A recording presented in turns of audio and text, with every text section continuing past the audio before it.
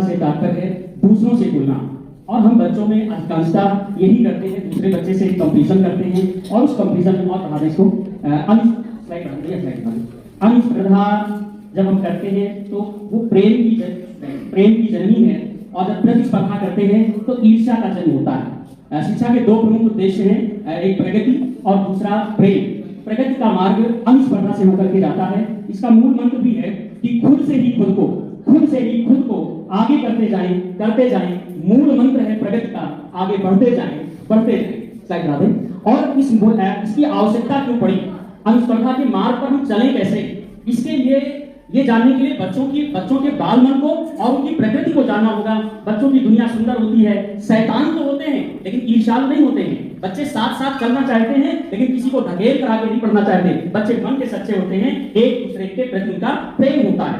लेकिन जैसे ही बच्चा हमारे विद्यालय की दुनिया में आता है, उसका प्रवेश होता है, परीक्षा होती है और जब अंक निर्धारित किए जाते हैं तो अंकों के आधार पर हम तय कर देते हैं कि तुम फर्स्ट हो, सेकंड हो, थर्ड हो, टॉप 10 में हो। लेकिन टॉप 10 के बाद वाले बच्चे की क्या स्थिति होती है, अरे तुमने मेहनत नहीं किया है। गार्जियन भी कहता है, विद्यालय भी कहा जाता है, समाज भी कहता है, और तब हमें आवश्यकता होती है अनुस्पर्धा की।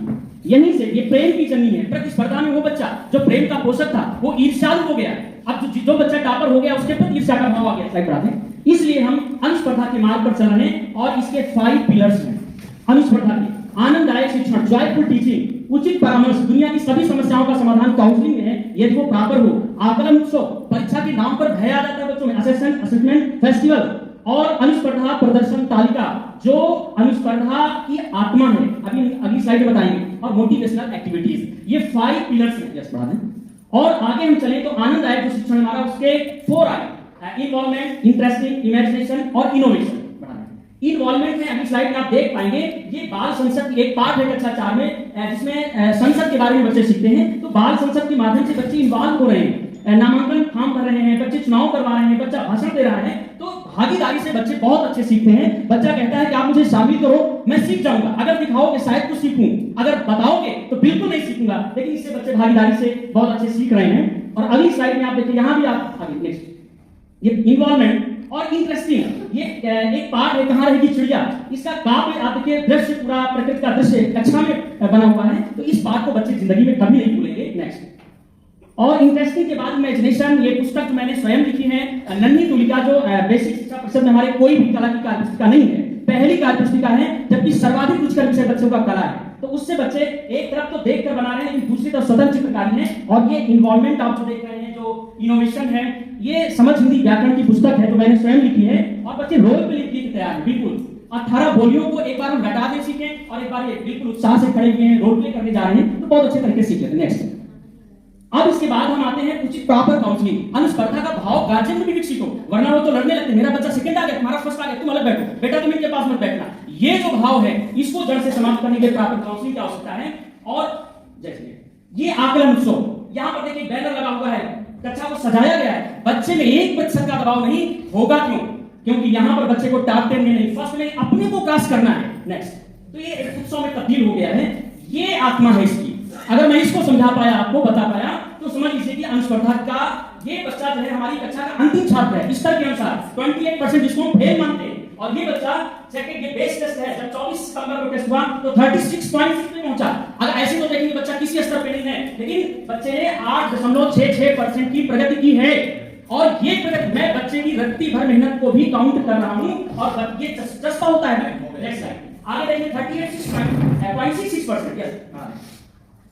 अब जो 2 स्लाइड है ये बहुत इंपॉर्टेंट है, ये कक्षा में चस्पा होती है।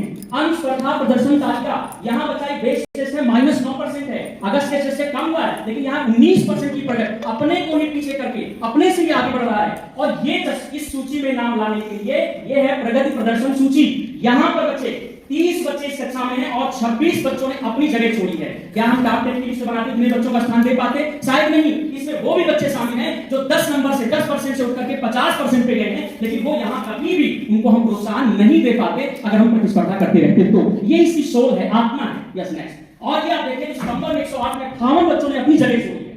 ये मापने का एक अलग तरीका हो गया, हर बच्चे में उत्साह आ गया है। और अक्टूबर में 73 बच्चे, कल 29 तारीख है नवंबर माह का अनुस्पर्धा आकलन उत्सव हम करवाएंगे और निश्चित रूप से संख्या हमारी 80-85 पहुंचेगी, क्योंकि यहाँ 50 वाले बच्चे को सीधे 90 नहीं पहुंचना। अगर वो 51 भी आ गया तो प्रोत्साहन का हकदार हो जाएगा नेक्स्ट टाइम। और हम इसको पहली बार, ये देखिए बेसिक शिक्षा जगत में पहली बार अनुस्पर्धा गौरव सम्मान, यहाँ भी प्रतिस्पर्धा हो गई, समाज में भी प्रतिस्पर्धा है, घर में भी प्रतिस्पर्धा है, सब जगह, क्योंकि वो हमारी शिक्षा में व्याप्त है। इसलिए शिक्षा में समाप्त करने के लिए पहली बार 73 बच्चों को अनुस्पर्धा गौरव सम्मान से सम्मानित कर रहे हैं। ये वो बच्चे हैं जो 60% वाले बच्चे भी, इसमें 62 वाले बच्चे भी, लेकिन अपने को हमने क्रॉस किया है।